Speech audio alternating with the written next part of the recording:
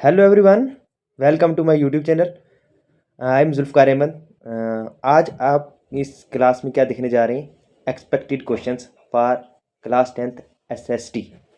SST के हम बहुत ही इंपॉर्टेंट क्वेश्चंस लेकर आए हैं जो जेके बोर्ड में पूछे जाते हैं। तो उम्मीद करता हूँ वीडियो आपको अच्छी लगेगी। देखो, वीडियो देखना तो आपको बिल्कुल मतलब आसान है ना, लेकिन वीडियो बनाना बहुत टफ है, मतलब बहुत मेहनत लगती है। तो उम्मीद करता हूँ कि आप इसको लाइक करके जाएंगे ज़रूर। चलो देखते हैं, हम बहुत ही इंपॉर्टेंट क्वेश्चन सबसे पहले हिस्ट्री से शुरू करेंगे। देखो, जितने भी ये मैं बता रहा हूँ ये बहुत ही ज़्यादा बहुत बार जो ये एग्ज़ाम में रिपीट हुए हैं ये क्वेश्चंस, है ना। मैंने जो भी प्रीवियस ईयर क्वेश्चंस पेपर हैं वो सारे मैंने देखे, तो बहुत बार ये क्वेश्चन पे जो है वो रिपीट हुए हैं और ये एक्सपेक्टेड क्वेश्चन हैं। ऐसा नहीं है कि मैं बोलूँगा बस जो मैंने बताए यही आएंगे, बस पत्थर पे लिखी है, नहीं ऐसा नहीं है। लेकिन बहुत इंपॉर्टेंट है, मोस्ट इंपॉर्टेंट है, आने के चांसेस हैं। ये ज़रूर तैयार करके जाएँ, इनमें से कोई भी स्किप ना करके जाएँ। उम्मीद तो इतनी है कि 80% आ जाए, 90% आ जाए, लेकिन चलो 70% भी आ जाए तो बहुत है, ठीक है। लेकिन बहुत इंपॉर्टेंट क्वेश्चन बहुत बार रिपीट होते हैं। देखो, हिस्ट्री में से सबसे पहले क्वेश्चन देखिएगा तो नेशनलिज्म इन यूरोप में से है। मतलब इसे कंपेयर करके बताया गया है नेशनलिज्म, इंडियन नेशनलिज्म और यूरोपियन नेशनलिज्म में मतलब रोल बताया गिज़ो मैज़िनी का, और गांधी जी की जो फिलॉसफी है उनको जो है वो बोला गया कि कंपेयर करके बताओ क्या है। Gandhi played a great role in nationalism of India and Mazzini for the unification of Italy. ठीक है, जैसे गांधी जी जो रोल प्ले करते हैं इंडिया के लिए, वैसे ही इटली को यूनिफाइड करने के लिए गिज़ो मैज़िनी ने जो रोल प्ले किया है। कंपेयर द रोल ऑफ गिज़ो Mazzini and Gandhi in the history of nationalism, यानी नेशनलिज्म की हिस्ट्री में इन दोनों ही पर्सनैलिटीज़ का क्या रोल रहा है वो आपने लिखना है, ठीक है। उसके बाद दूसरा क्वेश्चन है, what is the difference between conservative and liberals. हाँ, यूरोप का ही है ये नेशनलिज्म इन यूरोप में पढ़ा है हमने। उसके बाद है, why did nationalist tension emerge in Balkans. अच्छा देखो, इसको मैंने रेड में क्यों लिखा है, ये क्योंकि बहुत ज़्यादा इंपॉर्टेंट है। मतलब मेरे टाइम में तो ये क्वेश्चन मैंने देखा था। ये देखो, बहुत ही इंपॉर्टेंट क्वेश्चन है, बहुत ही इंपॉर्टेंट क्वेश्चन है ये। बल्कान्स का आपको पता है, बल्कान्स का जो केस हुआ था जिसमें आपने देखेंगे जिस पे पहले रूल ऑटोमन एम्पायर कर रहा था, ठीक है। वहाँ पर क्या हुआ था, डिसइंटीग्रेशन ऑफ ऑटोमन एम्पायर्स। और उसके बाद हम देखेंगे आइडिया ऑफ रोमांटिक नेशनलिज्म, यानी रोमांटिक नेशनलिज्म का आइडिया भी वहाँ से स्प्रेड हुआ था। तो यहाँ पर रोमन बोल रहा हूँ, ऑटोमन एम्पायर जो वो डिसइंटीग्रेट हो गया था। तो उसमें आपने देखना है कि ये सारा क्वेश्चन लिख के ये अच्छे से प्रिपेयर करके जाना, बहुत इंपॉर्टेंट है। उसके बाद देखिए, changes introduce Napoleon to make administrative field more rational and efficient. हाँ, नेपोलियन जो आया था, नेपोलियन ने एडमिनिस्ट्रेटिव फील्ड में कितनी चेंजिंग लाई थी, उन्होंने जो रिफॉर्म लाया था वो आपने इसमें लिखना है। इसमें इंपॉर्टेंट है, मतलब वो आप पढ़ के जाना, सिविल कोड 1804 का जो है ना नेपोलियन कोड, ठीक है, वो है। उसके बाद जितने भी इसने और सारे जो एडमिनिस्ट्रेटिव चेंजेस उन्होंने लाए थे वो सारा आपने लिखना है, ठीक है। उसके बाद explain how was disobedience movement different from non cooperation movement. देखो, नॉन कॉपरेशन मूवमेंट से सिविल डिसओबीडियंस मूवमेंट कैसे डिफ्रेंशिएट है, मतलब वो आपने बताना है, ठीक है। नॉन कॉपरेशन मूवमेंट में बताया था कि हम कोई भी कॉपरेट नहीं करेंगे ब्रिटिश के साथ। सिविल डिसोबीडियंस में ये बोला था कि जितने भी गवर्नमेंट एम्प्लॉयज़ थे ब्रिटिश ऑफिसर्स में, सॉरी ऑफिस में वगैरह में, या जो भी सर्विस दे रहे थे, तो वो सारे रिज़ाइन कर रहे थे। जो भी है वो सारा अब लिखना, अब इतना एक्सप्लेन करेंगे तो ये वीडियो बहुत ज़्यादा लेंथी हो जाएगी। आप सबने अच्छे से प्रिपेयर किया है, अच्छे से प्रिपरेशन आपने कर रखी है, बस इंपॉर्टेंट क्वेश्चन बता रहा हूँ। Describe the effects of non cooperation movement on economy of India. Non cooperation movement का इंडिया की इकानमी के क्या इफेक्ट पड़े। उसके बाद discuss how world war first was responsible for creating economic problems in India. World war first के जो है ना उसकी वजह से इंडिया में इकोनॉमिक प्रॉब्लम्स क्या हुई थी। उसके बाद what are your views about the Jallianwala Bagh tragedy. देखो, इंपॉर्टेंट है जलियांवाला बाग जो ट्रेजेडी है, ये बहुत इंपॉर्टेंट क्वेश्चन है। शॉर्ट में भी आ सकता है, लॉन्ग में भी आ सकता है। इसको अच्छे से प्रिपेयर करके जाए। मैं तो पर्सनली आपको बोलूँगा, जिस नेशनल इन इंडिया में हमने पढ़ा है जलियांवाला बाग, उसके बाद जो भी मैसेकर्स हुआ था, ट्रेजेडी हुई थी, उसके बाद आप रॉलोट एक्ट पढ़ कर जाना, उसके बाद साइमन कमीशन पढ़ के जाना, ठीक है। ये इंपॉर्टेंट क्वेश्चन है, ये आप ज़रूर देख कर जाएँ। उसके बाद नेक्स्ट जो है वो है, Bretton Woods conference establish the IMF international monetary fund and world bank in what ways G77 be seen as the reaction to the activist this Bretton Woods agreement. बहुत इंपॉर्टेंट क्वेश्चन है, ये भी prepare करके जाएं। उसके बाद discuss the importance of नया Kashmir manifesto in the history of Kashmir, what were it's main objective. नया कश्मीर मैनिफेस्टो जो है उसकी इंपॉर्टेंस बतानी है आपने, ठीक है। जम्मू एंड कश्मीर की हिस्ट्री में इसके मेन ऑब्जेक्टिव्स क्या थे, ठीक है। उसके बाद है शार्ट आंसर टाइप क्वेश्चन। अगर देखें तो शार्ट आंसर में कौन कौन से, तो देखो सबसे पहला क्वेश्चन है, why Gandhi ji decided to withdraw the non cooperation movement. देखो, बहुत इंपॉर्टेंट, ठीक है, बहुत इंपॉर्टेंट क्वेश्चन, इसको तो मैं ट्रिपल स्टार जो है ना वो मार्क करके दे रहा हूँ आपको। ठीक है, बहुत इंपॉर्टेंट क्वेश्चन है, most important question. Gandhi ji ने जो है ना नॉन कॉपरेशन मूवमेंट को क्यों विड्रॉ किया था, बस इंपॉर्टेंट है आपको। चौरी चौरा इंसिडेंट्स आपको पता होगा। ठीक है, बस what is made by Britain would agreement. आप यकीन नहीं करोगे, ये क्वेश्चन जो है ना बहुत बार रिपीट हो चुका है, और इवन जब मैं 10th में था तो मैंने भी ये क्वेश्चन जो है मेरे एग्जाम में आया था, मैंने भी लिखा था ये। ठीक है, बहुत इंपॉर्टेंट है। उसके बाद what was the aim of treaty of विने।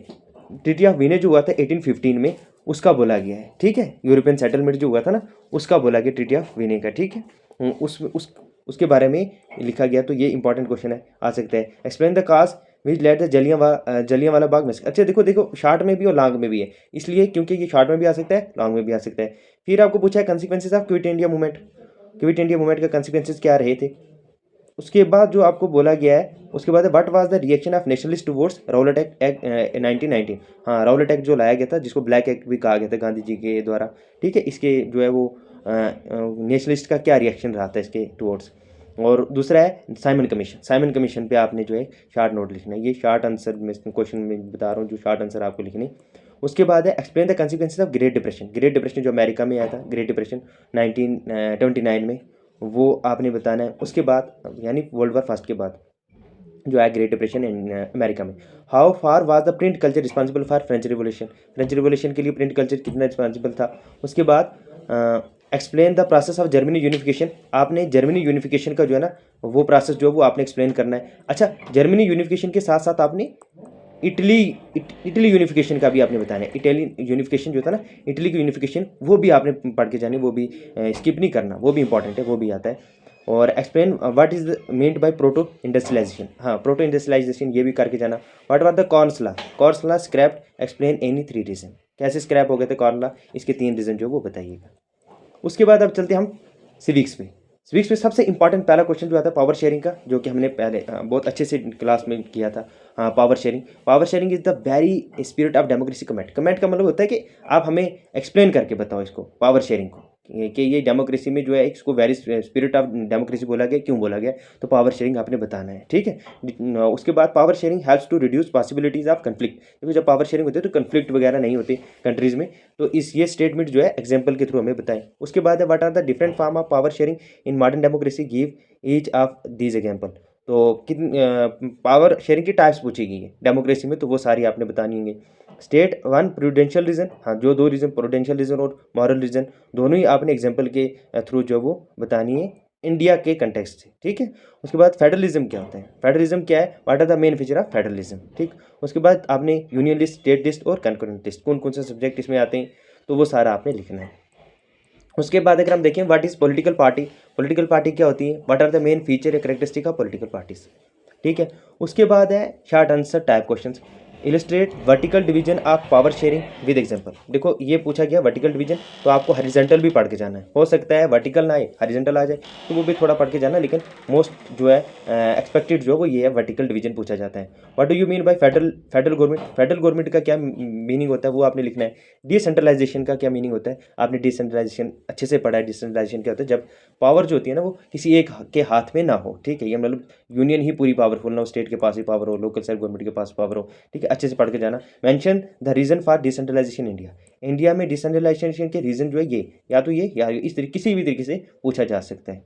उसके बाद कम्युनलिज्म पे पूछा, ये जेंडर और उसमें से चैप्टर में से है। ठीक है, इक्वालिटी वगैरह में से। उसके बाद है multi party system suits India then single party system. हाँ, आपको क्वेश्चन ऐसे भी आ सकता है मल्टी पार्टी सिस्टम का, या फिर आपको कभी कभी ऐसा भी आ सकता है बाई पार्टी सिस्टम एक्सप्लेन करें, और बाई पार्टी सिस्टम, या फिर उसके साथ साथ आपको आ जाएगा multi party system, single party system. तो वो सारा आपने जो है वो पढ़ के जाना है। ठीक, state how caste inequality are still. हाँ, इंडिया में अभी भी हमें कास्ट इनइक्वालिटी देखने को मिलती है। राइट टू इक्वालिटी जो है हमारे पास राइट है, लेकिन फिर भी हमें क्या है, इनइक्वालिटीज कास्ट के बेस पे देखने को मिलती है। उसके बाद चलते हैं आप ज्योग्राफी के सेक्शन पे। ज्योग्राफी के सेक्शन पे अगर आप देखें तो sustainable development is crucial step for the development of country. Sustainable development अच्छे से पढ़ा हमने, सस्टेनेबल डेवलपमेंट रिसोर्सेज का। ठीक है, यानी आप जितने भी रिसोर्सेज का यूज़ कर रहे हैं, but keeping in mind the needs of future generation. जो फ्यूचर जनरेशन है उसकी नीड्स को भी आप देखकर चलें, तो ये अच्छे से पढ़ कर जाना है। उसके बाद mention geographical condition required for growth of मेज एंड राइस की ज्योग्राफिकल कंडीशन हुई, बस टेम्परेचर आपने देखना है, टेम्परेचर देखना है, रेनफॉल कितनी होती है सब। उसके बाद आपने मेज़ और राइस क्यों बताया मैंने, मोस्ट इंपॉर्टेंट है। थोड़ा सा आप जो है ना कॉफ़ी, टी और मतलब जूट जो है ना, जूट इंपॉर्टेंट है। जूट का आ सकता है या काटन का आ सकता है। ज़्यादा एक्सपेक्टेड मैं बोल रहा हूँ किसका, एक पढ़ के जाना जूट का और काटन का। तो जूट और काटन का मोस्ट इंपॉर्टेंट है कि जूट और काटन में से भी पूछा जा सके, ठीक। उसके बाद right short note on cropping pattern India, cropping pattern जो इंडिया में उसका बताएं। उसके बाद आपको आता है map based question. Map based question जो है वो आपने ये बताना है कि on the given outline map of India locate and label any 3 of the following it's item appropriate symbol. बस ये आपको मैप दे दिया जाएगा, ऐसे आपको मैप दे दिया जाएगा, तो बस आपको क्या कर रहे हैं यहाँ पर मार्क करने, मैप आपको मिल जाएगा, उसमें आपने ये लोकेट करने, मार्क करने, और वो मैप भी आपने वापस दे देना है, घर नहीं लाना है, ठीक है। पता है क्या हुआ था, एक बार मैं घर लेके आ गया था, समझ आई ना, हाँ। तो वो वापस देना उनको फिल करके। उसके बाद अगर हम देखें why northern plains are dominated by alluvial soil. हाँ, नदर्न प्लेन में जो एलुवियल साइल होती है ना, उसके बारे में जो बहुत ही फर्टाइल साइल होती है नदर्न प्लेन्स पे हम देखने को मिलती है, इंडो गंगा ब्रह्मपुत्र प्लेन में। Right any 3 environmental consequences of shifting cultivation, zooming cultivation जिसको बोलते हैं, इसके जो है इन्वायरमेंटल कंसिक्वेंसेज बताने हैं, ठीक है। आपको पता है जला देते हैं, उसकी वजह से पॉल्यूशन वगैरह जो होती है। अब इतना नहीं बताएंगे, बताना होता तो मैं बता भी देता, लेकिन हमने सिर्फ क्वेश्चन देखने। A crop is called golden fibre. अच्छा, वैसे गोल्डन फाइबर कहते हैं किसे, पता है आपको, नहीं पता है, भूल गए हो क्या। हाँ, jute. Mention this crop and right any 2 geographical condition essential for cultivation of this crop. यानी जूट का बोला कि गोल्डन क्रॉप जो है कहा गया है, किसको कहा गया, मतलब इन्होंने इनडायरेक्टली पूछा तो वो जूट है, उसका जो है वो सारा आपने बताना है, जियोग्राफिकल कंडीशंस वगैरह जो भी है, मतलब टेम्परेचर वगैरह, रेनफॉल कितनी चाहिए उसको, सारी ये चीज़ें दिखनी। Difference between subsistence farming and commercial farming, बहुत अच्छे से पढ़ा है हमने, सब्सिस्टेंट फार्मिंग एंड कमर्शियल फार्मिंग, ठीक है। तो ये इसका बताना एग्जांपल के थ्रू। मैन्युफैक्चरिंग सेक्टर जो वो क्यों उसको बैकबोन माना जाता है डेवलपमेंट का, देखो मैं ये तो आपने बहुत ये इजी, मेरे हिसाब से तो इजी, मुझे इजी लग रहा है। मैन्युफैक्चरिंग क्यों इंपॉर्टेंट, जो बैकबोन माना जाता है डेवलपमेंट का, जहाँ पर मैन्युफैक्चरिंग ज़्यादा होती है, इंडस्ट्रियल डेवलपमेंट ज़्यादा होती है, तो वहाँ पर जो कंट्री की इकॉनमी बहुत अच्छी होती है, जैसे कि जापान वगैरह है, हम देखते हैं। और why do we need to conserve mineral resources. हाँ, ये देखो ये बहुत बार रिपीट होता है यार, ये मेरे टाइम में भी ये क्वेश्चन था, मेरे टाइम में भी ये क्वेश्चन था, तो मुझे ज़्यादा इंपॉर्टेंट तभी लग रहा है शायद, देखो ये भी बहुत ज़्यादा इंपॉर्टेंट है। उसके बाद हम देखते हैं इकोनॉमिक्स की। तो देखो इकोनॉमिक्स में सबसे पहले आप जे में से ज़्यादा क्वेश्चन जो जे में से बनते हैं। देखो handicraft and handloom industries are regarded as backbone of Indian economy of J. Write short होना इज दिस स्टेटमेंट। आपने हैंडीक्राफ्ट एंड हैंडलूम का पढ़ के जाना है, हैंडीक्राफ्ट एंड हैंडलूम इंडस्ट्री का पढ़ के जाना है। उसके बाद what is the role of service sector in the economy of development of Jammu and Kashmir. हाँ, इकोनॉमिक जो सर्विस सेक्टर है उसका कितना रोल है जे की इकोनॉमी में। और ये पीपी, यार ये मेरे टाइम में भी था। अच्छा, मैं क्यों बोल रहा हूँ मेरे टाइम में था, क्योंकि मैंने ये क्वेश्चन जो है ना, ये क्वेश्चन मैंने अपने एग्जाम में देखे हैं 10th में, और मैंने लिखे भी हैं। Discuss the role of tourism generating employment in J में टूरिज्म का कितना रोल है एम्प्लॉयमेंट जनरेट करने में। What are the hurdles in economic development in Jammu and Kashmir. Jammu and Kashmir में कौन कौन सी जो प्रॉब्लम्स हैं, वो इकोनॉमिक प्रॉब्लम्स जो हमें देखने को मिलती हैं, ठीक है। तो उम्मीद करता हूँ आपको वीडियो अच्छी लगी होगी, ठीक है। बहुत मेहनत से वीडियो बनाई है, तो लाइक शेयर ज़रूर करके जाएं और कमेंट भी करके जाएं। हाँ, अगर आपको एसएसटी पे एमसीक्यूज़ चाहिए, ठीक है, एमसीक्यूज़ चाहिए, मोस्ट इंपॉर्टेंट एमसीक्यूज़, तो मुझे आज ही इन्फॉर्म कर दें कमेंट सेक्शन में, ताकि कल आपको ये शाम को ये वीडियो जो है वो मिल जाए, एमसीक्यूज़ की मोस्ट इंपॉर्टेंट एमसीक्यूज़, ताकि आपको मिल जाए, ठीक है। मोस्ट इंपॉर्टेंट एमसीक्यू के लिए अगर आप चाहिए तो मुझे कमेंट सेक्शन में ज़रूर बताएं। वीडियो को लाइक शेयर और सब्सक्राइब, चैनल को सब्सक्राइब जरूर करें। मिलते हैं नेक्स्ट वीडियो में, till then take care and thank you. और आप सबको मेरी तरफ से best wishes, best of luck, अच्छे से एग्ज़ाम करके आएँ। बहुत ही अच्छे से आपने मेहनत की है, आप अपने आप पे जो है ना बिलीव रखें, ठीक है, बिलीव इन योर सेल्फ, ठीक है, अपनी मेहनत पे यकीन रखें और अच्छे से पेपर को करके आएँ, ठीक है। तो हाँ, इंग्लिश के लिए भी आप मुझे कमेंट में बताएं कि आपको इंग्लिश के लिए वीडियो चाहिए, इंग्लिश पे जो इंपॉर्टेंट क्वेश्चंस जो हैं लिटरेचर में से चाहिए आपको, या फिर कोई और भी आपके टॉपिक किसी में प्रॉब्लम है आपको, तो वो भी मुझे बताएं, मैं आपके लिए वीडियो बनाऊँगा, ठीक है। तो मिलते हैं नेक्स्ट क्लास में, थैंक यू।